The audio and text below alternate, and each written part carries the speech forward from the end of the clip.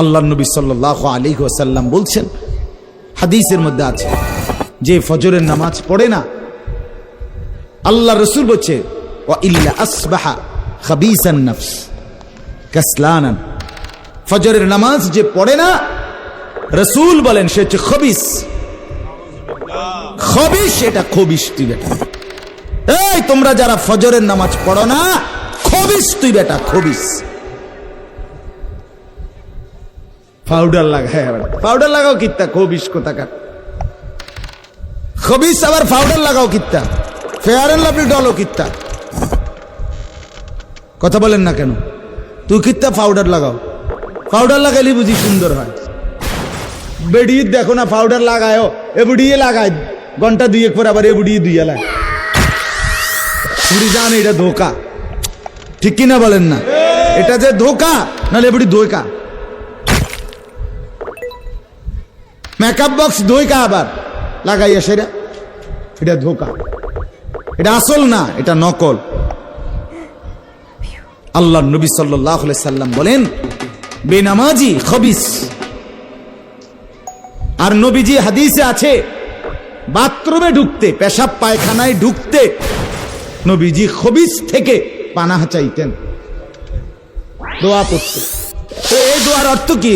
আল্লাহ আমি খবিস থেকে কি চাই? পানাহ চাই।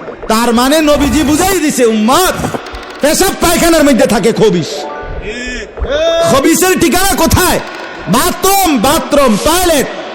আল্লাহুম্মা ইন্নী আউযু বিকা মিনাল খুবুসি ওয়াল খাবায়েস। আল্লাহ খবিস থেকে পানাহ চাই।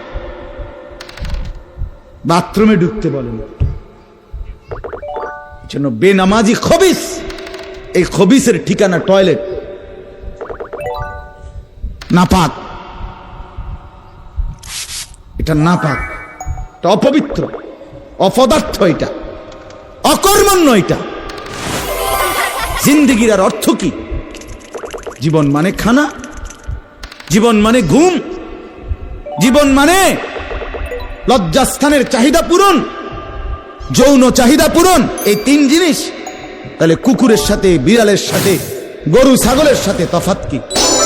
ওই প্রাণীগুলোও তো খানা, ঘুম এবং যৌন চাহিদা পূরণ করে কিনা? কথা বলেন না কেন? কুকুরের ছাও আছে কিনা? তো কুকুর বিড়াল খায় কিনা? কুকুর বিড়াল ঘুমায় কিনা? তো তোমার সাথে তফাৎ কি? বেনামাজি বলে সেজদা নাই যার কপালে, আমনের লগে জানোয়ারের পার্থক্য কোথা? আমনে খারাইয়া কোনছে ভিডিও করুক, আমনে কোন? হ্যাঁ হ্যাঁ বলেন, এখন বলেন, আমরা শুনি, এনে 10 জনে বিচার করুক। পার্থক্য কোন? আপনার সাথে জানোয়ারের তফাৎ কি? ছেলেরা বলো বাবা, তোমরা যারা মাগরিবের নামাজ পড়ো নাই, হ্যাঁ, লজ্জা কোথায় তোমাদের? শরম কোথায়? এই বেহায়া, কোন লজ্জায় আল্লাহর জমিনে চোখ তুলে তাকাও? হ্যাঁ, নির্লজ্জ। ছি ছি ছি ছি।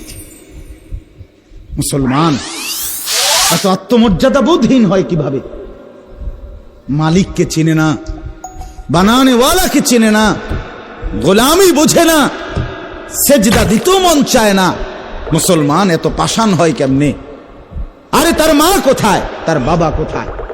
আরে তুই কোন মার দুধ খাইছত রে?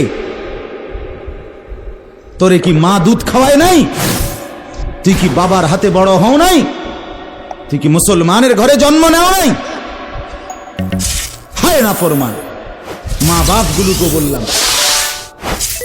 কি ফুতেরে মা আমনে দুধ খাওয়াইলেন? এই অপদার্থ তো সেজদাও দেয় না। হ্যাঁ, এই বাপ কাল লাগে বিল্ডিং বানাইলেন? এই হাইওয়ান তো সেজদাও দেয় না।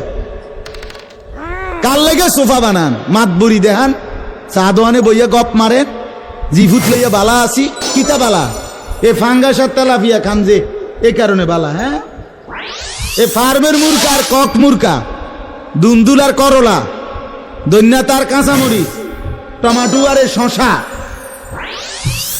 এই তো খানা। আর কিতা কথা বলে? নার কি ঘুরে গেলে তো ফাঙ্গাস তেলাপিয়ে দুনিয়ার বেশি কি ভোগ করছি আমরা? খুব আশ্চর্য কিছু, অনেক কিছু দুনিয়া ভোগ করছি আমরা। এটুকু দুনিয়া ভোগ করছেন বলে এ ফান কদ্দুর খান, বিড়ি খান, চা খান, বন খান, টেলিভিশনে মানুষের বেডির নাচ চান। আমনের বেডি তো আর নাচে না, নাচে মানুষের বেডি। কথা বলেন না?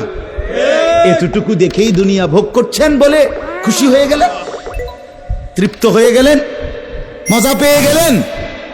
আহা, আফসুসের ব্যাপার। এত লম্বা আখেরাত কেমনে পার হবেন?